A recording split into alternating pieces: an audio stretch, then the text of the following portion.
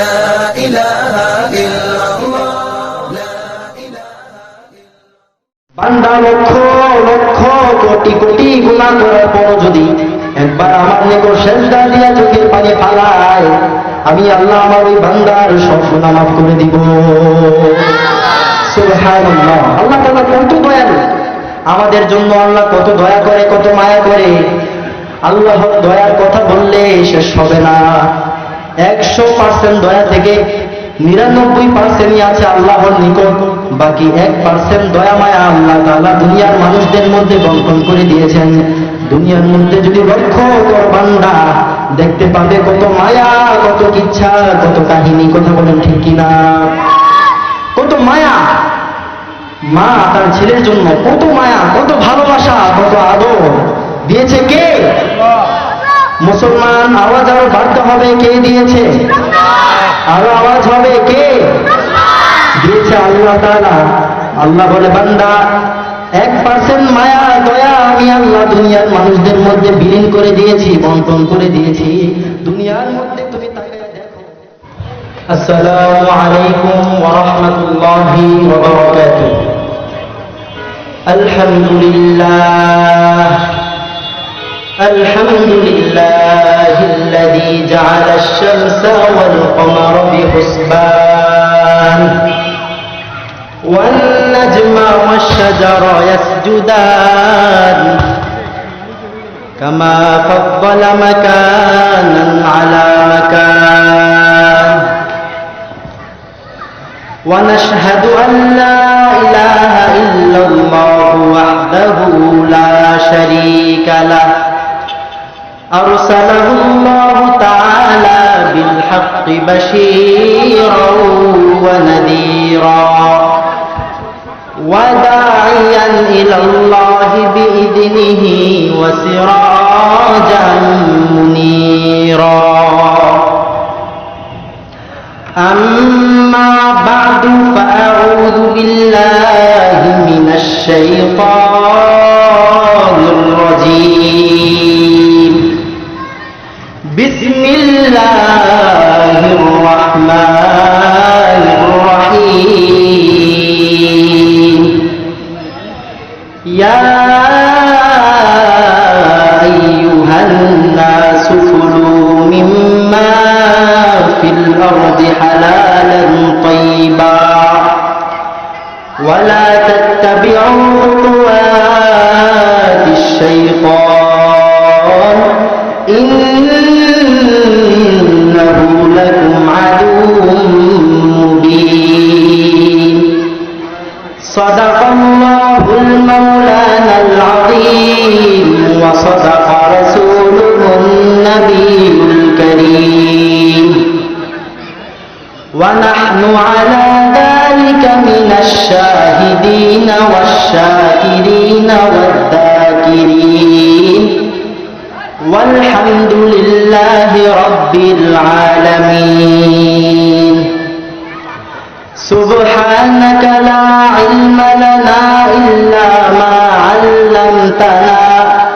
إنك أنت العليم الحكيم رب زدني علما رب اشرح لي صدري ويسر لي أمري واحلل عقدة من لساني يفقهوا قولي সুবহানিয়া হাফিজিয়া মাদ্রাসার উদ্যোগে আয়োজিত আজকের এই ওয়াজ ও মাহফিল সাংস্কৃতিক অনুষ্ঠানের প্রধান অতিথি, বিশেষ অতিথি এবং আমার সামনে উপস্থিত প্রিয় মুসলিম তাওহীদি জনতা, সকলকে আমার পক্ষ থেকে আন্তরিক শুভেচ্ছা এবং মোবারকবাদ। আজকে আমি যে বিষয়টি নিয়ে আলোচনা করব তা হচ্ছে হালাল এবং হারাম। হালাল ও হারাম। হালাল এবং হারাম বিষয়টি অনেক বেশি প্রয়োজনীয় আমাদের প্রত্যেকটা ব্যক্তির জন্য। জানা প্রয়োজন, বোঝা প্রয়োজন, কোনটা হালাল কোনটা হারাম। কারণ আমরা যদি হালাল এবং হারাম, কোনটা হালাল কোনটা হারাম এই বিষয়টাই না জানি, তাহলে কিয়ামতের দিন আল্লাহর কাছে ধরা খেতে হবে। কারণ দুনিয়াটা হচ্ছে একটা হল রুম, পরীক্ষার হল। এখানে আমরা প্রত্যেকটা ব্যক্তি পরীক্ষা দিতে এসেছি। পরীক্ষায় যখন পরীক্ষায় প্রশ্নের মধ্যে দেওয়া থাকে ক, খ, গ, ঘ, 3 থেকে 4টা অপশন দেওয়া থাকে, তুমি কোনটা নির্বাচন করবা। এই 4টা অপশন থেকে মাত্র একটা অপশন হচ্ছে সঠিক, বাকি 3টাই হচ্ছে ভুল। দুনিয়ার মধ্যে আমাদের কাছে 2টা অপশন রয়েছে, আমরা যেদিকেই যাই যেদিকেই দেখি 2টা অপশন আল্লাহ তাআলা আমাদেরকে দিয়ে দিয়েছে। একটি হচ্ছে হালাল, আরেকটি হচ্ছে হারাম। হালাল এবং হারাম আল্লাহ তাআলা পবিত্র কোরআনের মধ্যে বলে দিয়েছে, ইয়া আইয়ুহান নাসু কুলু মিম্মা ফিল আরদি হালালান তাইয়্যিবা ওয়া লা তাত্তাবিউ খুতুওয়াতিশ শাইতান ইন্নাহু লাকুম আদুউম মুবিন। আমরা কোনটা হালাল কোনটা হারাম, কোনটা আমরা ভক্ষণ করব কোনটা আমরা ছাড়বো, ভক্ষণ করব না, আল্লাহ কোরআনের মধ্যে বলে দেয়, ওহে বান্দা শুনে রাখো, ওহে দুনিয়ার মানুষ তোমরা জেনে রাখো, কুলু মিন তাইয়্যিবাত, কুলু মিম্মা ফিল আরদি হালালান তাইয়্যিবা, কুলু তোমরা ভক্ষণ করো, আহার করো, পান করো, মিম্মা ফিল আরদি হালালান তাইয়্যিবা, আমি আল্লাহ দুনিয়ার মধ্যে যেটাকে পবিত্র বলে ঘোষণা করে দিয়েছি, হালাল বলে ঘোষণা করে দিয়েছি, ওই হালাল খাবারটা তোমরা ভক্ষণ করো, সেই হালাল খাবারটা তোমরা আহার করো। ওয়ালা তাত্তাবিউ খুতুওয়াতিশ শাইতান, শয়তানের পদাঙ্ক অনুসরণ করো না। কারণ দুনিয়ার মধ্যে কত মানুষকেই না আমরা অনুসরণ করি, কত মানুষকে আমরা মুরব্বি মানি, লিডার মানি, আইডল হিসেবে মানি। আল্লাহ তাআলা বলে, বান্দা তুমি তো শয়তানকেও তোমার আইডল মানতে পারো, লিডার মানতে পারো। তুমি যাতে শয়তানকে তোমার লিডার না মানো, আইডল না মানো, মুরব্বি হিসাবে গ্রহণ না করে ফেলো, এই জন্য আমি আল্লাহ কোরআনের মধ্যে বলে দিয়েছি, ওয়ালা তাত্তাবিউ খুতুওয়াতিশ শাইতান, বান্দা শুনে রাখো, শয়তানের পদাঙ্ক অনুসরণ করা যাবে না। তারপরে আল্লাহ তাআলা আবার বলেন, ইন্নাহু লাকুম আদুউম মুবিন, কি কারণে তুমি শয়তানের পদাঙ্ক অনুসরণ করবা না, শয়তানকে মানবা না, কি কারণে, কারণটা কি? কারণ হচ্ছে বান্দা, ইন্নাহু লাকুম আদুউম মুবিন, ওই শয়তান হলো তোমাদের প্রকাশ্য শত্রু। কথা বলেন ঠিক কিনা? শয়তান হচ্ছে আমাদের শত্রু, প্রকাশ্য শত্রু, আল্লাহ বলে দিয়েছে। এতে কোনো সন্দেহ আছে? কোনো সন্দেহ নেই। দুনিয়ার মধ্যে আল্লাহ 2টা অপশন দিয়েছে, কেন? হালাল এবং হারাম কেন দিয়েছে? আল্লাহ চাইলে তো পারতো সবগুলোকে একদম হালাল বলে ঘোষণা করে দিতে, পারতো কি পারতো না? অবশ্যই পারতো। আবার আল্লাহ যদি চাইতো সব কিছুকে হালাল বলে ঘোষণা করে দিতে পারতো, কিন্তু আল্লাহ হারাম কেন রেখেছেন? মূলত বিষয় যেটা, সেটা হচ্ছে পৃথিবীতে যত জিনিস আছে বেসিক্যালি সবগুলো কি হালাল না হারাম? সব কিছুই হচ্ছে হালাল। আপনি একটা বিষয় হালাল, এটাকে প্রমাণিত করতে হলে কোনো দলিলের প্রয়োজন হয় না, কিন্তু যখন ওই বিষয়টাকে আপনি হারাম বলে ঘোষণা করবেন তখনই আপনার দলিলের প্রয়োজন হবে। কোরআন ও হাদিসের মাধ্যমে আপনাকে দলিল পেশ করতে হবে। যদি দলিল পেশ করতে না পারেন তখন ওই বিষয়টা আপনি হারাম বলে সাব্যস্ত করতে পারবেন না। বেসিক্যালি আল্লাহ তাআলা দুনিয়ার মধ্যে যত জিনিস আছে সব কিছুকে হালাল বলে ঘোষণা করে দিয়েছে। আল্লাহ বলে, বান্দা যখন এই জিনিসটা হারাম হয়ে যাবে তখন কোরআন ও হাদিসের দলিল খোঁজো। কোরআন এবং হাদিসের দলিল যদি থাকে তাহলে ওই বিষয়টা হারাম সাব্যস্ত হয়ে যাবে। কোরআন ও হাদিসের দলিল যদি না থাকে তাহলে এই বিষয়টা হালাল হয়ে যাবে। আল্লাহ তাআলা আমাদেরকে 2টা অপশন দিয়েছে, হালাল এবং হারাম। আল্লাহ বলে, বান্দা তুমি কেন হালাল খাবে, হারাম কেন খাবে না? কারণ আমি আল্লাহ হারাম নিষেধ করেছি। কেন হারাম নিষেধ করেছি? হারাম এই জন্য নিষেধ করেছি বান্দা, কারণ ওই হারামের মধ্যে আমি আল্লাহর কোনো বরকত নাই, কোনো রহমত নাই।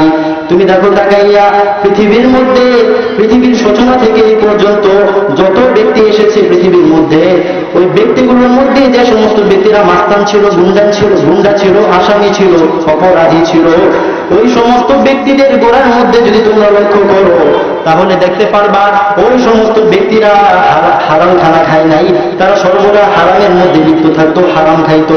এই জন্য সিদ্ধান্ত কার? সিদ্ধান্ত হচ্ছে আমাদের নিজেদের। সিদ্ধান্ত কার? The decision is yours. সিদ্ধান্ত হচ্ছে আপনার। কি করবেন আপনি? হালালের পথে যাবেন নাকি হারাম পথে যাবেন? হালালের মধ্যে আল্লাহ দিয়েছে বরকত। একটা লজিক যদি আমি আপনাদেরকে দেখাই আপনারা বুঝতে পারবেন আসলে হালালের মধ্যে বরকত আছে নাকি নাই। কোটি কোটি টাকা ইনকাম করে এমন লোক কি আসেনি আমাদের পাইনাদির মধ্যে? পুরা নারায়ণগঞ্জের মধ্যে আছে কি না? কোটি কোটি টাকা ইনকাম করে কিন্তু রাত্রে 1 ঘন্টার জন্য ঘুমাবে। ওই 1 ঘন্টার ঘুম তার চোখে আসে না। ওই 1 ঘন্টার ঘুমাইতে হইলে 1 ঘন্টার ঘুম তার চোখে আসতে হলে তাকে 3টা ট্যাবলেট খেয়ে ঘুমাতে হয়। কথা বলেন ঠিক কিনা? আর এই রিক্সা সবাই কত পরিশ্রম করে রিক্সা চালায়, মাসে এভারেজ ইনকাম 6 থেকে 7 হাজার টাকা, কিন্তু মাস শেষে দেখা যায় ওই ব্যক্তির টাকার মধ্যে আল্লাহ বরকত দেওয়ার কারণে মাস শেষে আরো 5 থেকে 600 টাকা থেকে যাচ্ছে। কথা বলেন ঠিক কিনা? কারণ আল্লাহ বলে, বান্দা হালালের মধ্যে আমি আল্লাহ বরকত ঢুকাই দিছি, যে বরকতটা হারামের মধ্যে পাওয়া যাবে না। কথা বলেন ঠিক কিনা? এই জন্য আমাদের সব কিছু হতে হবে হালাল, আমাদের ইনকাম হতে হবে হালাল। ইউর ফুড শুড বি হালাল, ইউর আর্নিং শুড বি হালাল, your dress up should be হালাল, ইউর এন্টারটেইনমেন্ট শুড বি হালাল। আমাদের সামাজিকতা হতে হবে হালাল, খাবার দাবার হতে হবে হারাম নাকি? খাবার দাবার হতে হবে হালাল, আমাদের সব কিছু চালচলন সব কিছু হতে হবে হালাল। আল্লাহ বলে, বান্দা হালাল পথে যদি তুমি চলতে পারো তাহলে তুমি কামিয়াব হবে। কারণ হালাল যদি আমরা খাই আমাদের দোয়া কবুল হয় না। অনেক মানুষের এমন বলে থাকে যে দোয়া কেন কবুল হয় না, দোয়া কেন কবুল হয় না, এটা অনেক মানুষের অভিযোগ থাকে। কেন দোয়া কবুল হয় না? কারণ খুঁজে দেখেন আপনার খাবারটা সঠিক মতো হালাল হচ্ছে না। আপনি যদি হালাল খেয়ে থাকেন গ্যারান্টি দিয়ে বলতে পারি আপনার ওই খাবার যদি হালাল হয় আপনার দোয়া আল্লাহর কাছে কবুল হয়ে যাবে, কেউ ঠেকাতে পারবে না। আর আপনি যদি হারাম ভক্ষণ করেন, হারাম খান, আপনার খাবারটা যদি হয় হারাম, তাহলে আল্লাহ তাআলা আপনার দোয়া কবুল করবে না। কারণ আল্লাহ বলে দিয়েছে তার দোয়া কবুল তো দূরের কথা, তার শরীর কখনো জান্নাতের মধ্যে প্রবেশ করবে না। জোরে বলেন নাউজুবিল্লাহ। যারা হারাম খাবে, হারাম ভক্ষণ করবে, আল্লাহ তাআলা বলে দিয়েছে বান্দা তুমি যদি হারাম ভক্ষণ করো তাহলে তুমি কখনো জান্নাতে প্রবেশ করতে পারবে না। কারণ তার শরীরটা হচ্ছে হারাম। যে বডিতে শুধু হারাম আর হারাম, সে বডি কখনো জান্নাতের মধ্যে প্রবেশ করবে না। এজন্য আমরা কি খাবো? হালাল খাবো না হারাম খাবো? হালাল খেতে হবে আমাদেরকে। আমাদের এর আগে কি গরু জবাই করা হয়? আপনারা কি গরু খান? কে কে খান না দেখি তো? সবাই খান? মাশাআল্লাহ। আমি যদি একটি লজিক দিই আপনাদেরকে, একটি লজিক কম্পেয়ার করে যদি আমি আপনাদেরকে দেখাই, গরু খাওয়া কি হালাল না হারাম? আর একটু আস্তে বলেন। গরু খাওয়া আল্লাহ তাআলা আমাদের জন্য হালাল করে দিয়েছে। একটা সময় ছিল না, বাট এখন হালাল আমাদের জন্য। কুকুর খাওয়া কি হালাল না হারাম? আর একটু আস্তে বলেন, হালাল না হারাম? কুকুর খাওয়া আমাদের জন্য হারাম, আর গরু খাওয়া আমাদের জন্য হালাল করে দিয়েছে কে? আরো জোরে বলতে হবে, মুসলমান, হালাল করে দিয়েছে কে?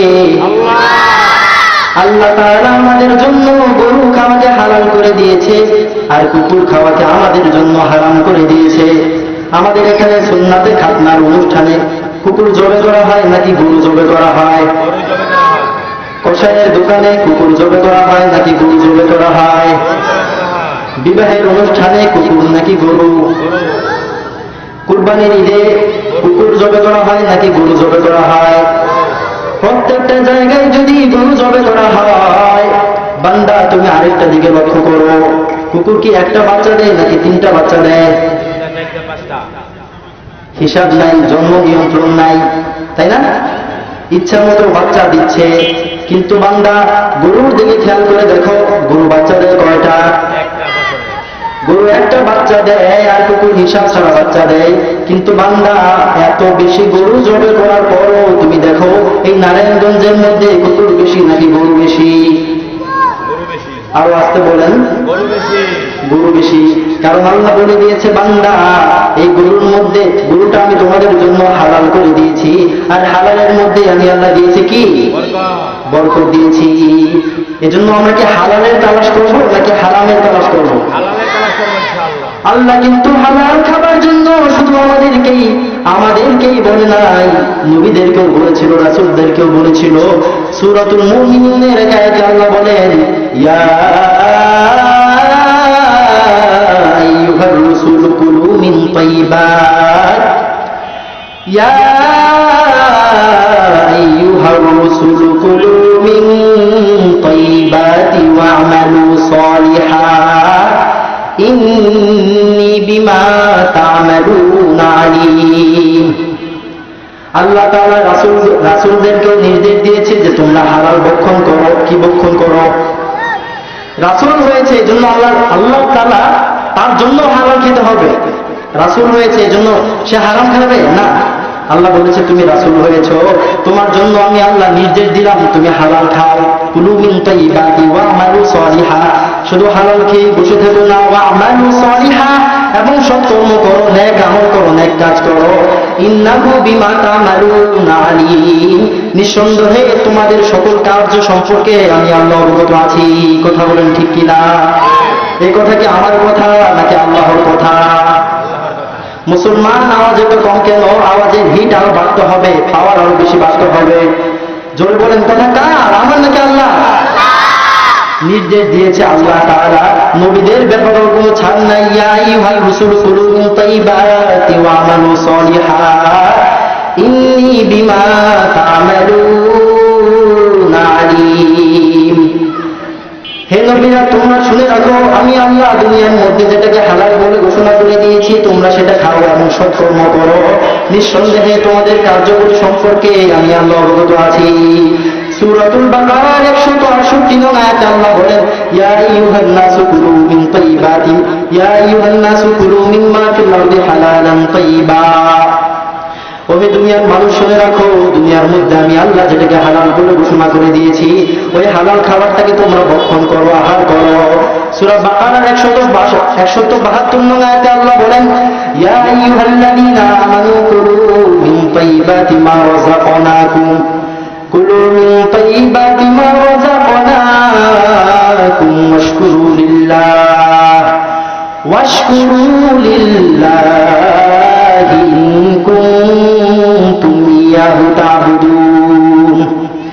আল্লাহ তাআলা দুনিয়ার মানুষদেরকে জানায়া দেয়, ইয়া আইয়ুহাল্লাযীনা আমানু, হে দুনিয়ার ঈমানদারগণ, কুলু মিন তাইয়্যিবাতি মা রাযাকনাকুম ওয়াশকুরু লিল্লাহ, তোমরা আল্লাহর যে রিজিক দিয়েছে তার মধ্য থেকে হালালটা ভক্ষণ করো। ওয়াশকুরু লিল্লাহ, এবং আল্লাহর কি করো? শুকরিয়া আদায় করো। শুকরিয়া আদায় করতে হবে কিনা? আল্লাহ তাআলা এত নিয়ামত আমাদেরকে দেয়, বান্দা তুমি কি কখনো আল্লাহর কাছে বলেছো, আল্লাহ আমার দুইটা চোখ দিয়েন, নাক কান চোখ সবকিছু আল্লাহ আপনি আমাদেরকে দিয়েন? বলেছো কখনো? বান্দা কখনো আমরা আবদার করি না আল্লাহর কাছে, হে আল্লাহ আপনি আমাদেরকে কান দিয়েন, নাক দিয়েন, কথা বলার জন্য মুখ দিয়েন, শ্বাস গ্রহণ করার জন্য জিহ্বা দিয়েন, নাক দিয়েন? কখনো কি আল্লাহর কাছে বলেছিলাম, আবেদন করেছিলাম? করেছেন কখনো? আল্লাহ তাআলা কেমন দয়ালু! আল্লাহর দয়ার হিসাব করতে গেলে শেষ হবে না। আল্লাহর কাছে কখনো আবদার করতে হয় নাই, হে মালিক, ও আল্লাহ আপনি আমাকে দুইটা চোখ দিয়েন, দুইটা চোখ দিয়েন সবকিছু দেখার জন্য, মুখ দিয়েন কথা বলার জন্য, কান দিয়েন আমি যাতে কথা শুনতে পারি এই জন্য। আল্লাহ আমাকে হাত দিয়েন, আল্লাহ আমাকে পা দিয়েন। কখনো আল্লাহর কাছে আবদার করি নাই, কিন্তু মহান রব্বুল আলামিন কত দয়ালু, আল্লাহর কাছে কত মায়া। আল্লাহ তাআলা বলেন, বান্দা এত আবদার না করার পরও আমি আল্লাহ তোমাকে সকল নিয়ামত দ্বারা পরিপূর্ণ করে দিয়েছি। সবাই ধরে বলেন সুবহানাল্লাহ। এই জন্য সকল ক্ষেত্রে আল্লাহর শুকরিয়া আদায় করতে হবে কিনা? অবশ্যই শুকরিয়া আদায় করতে হবে। আল্লাহর মায়ার কথা বললে শেষ হবে না। এত মায়া আল্লাহর, এত দয়া, বান্দা লক্ষ লক্ষ কোটি কোটি গুনাহ করার পর একবার যদি বলে সুবহানাল্লাহ, আল্লাহ আল্লাহ চাইলে পারে বান্দার জীবনের সমস্ত গুনাহগুলিকে মাফ করে দিতে, কথা বলেন ঠিক কিনা? শয়তান আর আল্লাহ তাআলার মাঝে শয়তান বলে, আল্লাহ সব দিকে তো আমি আছি, বান্দার ডানেও আমি, বামেও আমি, সব দিকটা আমি আছি আল্লাহ, সামনেও আমি আছি, পেছনেও আমি আছি আল্লাহ। আমি বান্দাকে গুনাহ করাইয়া জাহান্নামের মধ্যে প্রবেশ করাবো। কিন্তু আল্লাহ বলে, ও শয়তান, তুই যত কিছুই করস না কেন, বান্দা লক্ষ লক্ষ কোটি কোটি গুনাহ করার পর যদি একবার আমার নিকট সেজদা দিয়া চোখের পানি ফালায়, আমি আল্লাহ আমার ওই বান্দার সব গুনাহ মাফ করে দিব। সুবহানাল্লাহ। আল্লাহ তাআলা কত দয়ালু, আমাদের জন্য আল্লাহ কত দয়া করে, কত মায়া করে। আল্লাহর দয়ার কথা বললে শেষ হবে না। 100% দয়া থেকে 99%ই আছে আল্লাহর নিকট, বাকি 1% দয়া মায়া আল্লাহ তাআলা দুনিয়ার মানুষদের মধ্যে বন্টন করে দিয়েছেন। দুনিয়ার মধ্যে যদি লক্ষ্য কর বান্দা, দেখতে পাবে কত মায়া, কত ইচ্ছা, কত কাহিনী, কথা বলেন ঠিক কিনা? কত মায়া মা তার ছেলের জন্য, কত মায়া, কত ভালোবাসা, কত আদর দিয়েছে কে? মুসলমান, আওয়াজ আরো বাড়তে হবে, কে দিয়েছে? আরো আওয়াজ হবে, কে দিয়েছে? আল্লাহ তাআলা। আল্লাহ বলে, বান্দা 1% মায়া দয়া আমি আল্লাহ দুনিয়ার মানুষদের মধ্যে বিলীন করে দিয়েছি, বন্টন করে দিয়েছি। দুনিয়ার মধ্যে তুমি তাকায় দেখো, আমি আল্লাহ ওই 1% মায়ার কি পরিণতি। দুনিয়ার মধ্যে দেখা যায় এক মায়ের ঘটনা যদি আমি আপনাদেরকে বলি, মা ঝড় তুফান এসেছে, মা নদীর মধ্যে সাঁতার কাটতেছে, বহু পরিমাণ পানি চলে এসেছে, আস্তে আস্তে মাথা একদম ডুবে গেছে মা, তার সন্তানকে তারপরেও ছাড়েনি। যখন দেখে মা নিজেই বাঁচতে পারছে না, তখন একটি বালতির মধ্যে সেই সন্তানকে ডুবিয়ে রেখেছে, আর মা ইন্তেকাল করিয়েছে। এত মায়া আল্লাহ তাআলা দিয়েছে। মা সন্তানকে ছাড়ে নাই, সন্তানকে হাতে ধরে রেখেছে, ডান হাতে সন্তানকে ধরে রেখেছে, আর মা ইন্তেকাল করেছে। এই মায়া যে আল্লাহ তাআলা ঢুকাই দিল, এই মায়ের 1%, 100 ভাগের একটা ভাগ আল্লাহ তাআলা দুনিয়ার মানুষদের মধ্যে বিলীন করে দিয়েছে। আর ওই 1%-এর পরিণতি যদি এই হয়, তাহলে বলেন আল্লাহ তাআলার কাছে যে 99 ভাগ মায়া আছে, দয়া আছে, তার পরিণতি কি হবে? আল্লাহ তাআলা অনেক দয়ালু। আল্লাহ তাআলা দয়ার কথা বললে শেষ হবে না, মায়ার কথা বললে শেষ হবে না। আল্লাহ তাআলা বলে, বান্দা তুমি হচ্ছ আশরাফুল মাখলুকাত, কারণ তোমাকে আমি আল্লাহ, আমি নিজ হাতে কুদরতি ভাবে তোমাদেরকে সৃষ্টি করেছি, কথা বলেন ঠিক কিনা? আল্লাহ তাআলা তার কুদরতি হাতে আমাদেরকে সৃষ্টি করেছেন। এই জন্য কি আমাদের শুকরিয়া আদায় করতে হবে না? শুকরিয়া আদায় করা কি দরকার নাকি দরকার না?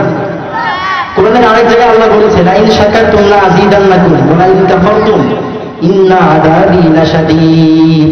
আপনারা ঘটনা জানেন, শুকরিয়া আদায় করতে হবে, হালালের পেছনে দৌড়াতে হবে। কোথায়? হালালের পেছনে দৌড়াতে হবে। কারণ আল্লাহ বলে দিয়েছে অপশন দুইটা, হালাল এবং হারাম। হারাম খাইবা তো গুমরাহের পথে যাইবা, হারাম খাইবা তো পথভ্রষ্ট হইবা। আমরা কি পথভ্রষ্ট হতে চাই? এই জন্য হালাল খেতে হবে। আমাদের সব কিছু যাতে হয় হালাল উপায়ে, হালাল ভাবে, যদিও একটু কষ্ট হয়, কারণ আল্লাহ বলে দিয়েছে বান্দা যদিও একটু কষ্ট হয়, এই হালালের মধ্যে আমি আল্লাহ বরকত দিয়েছি।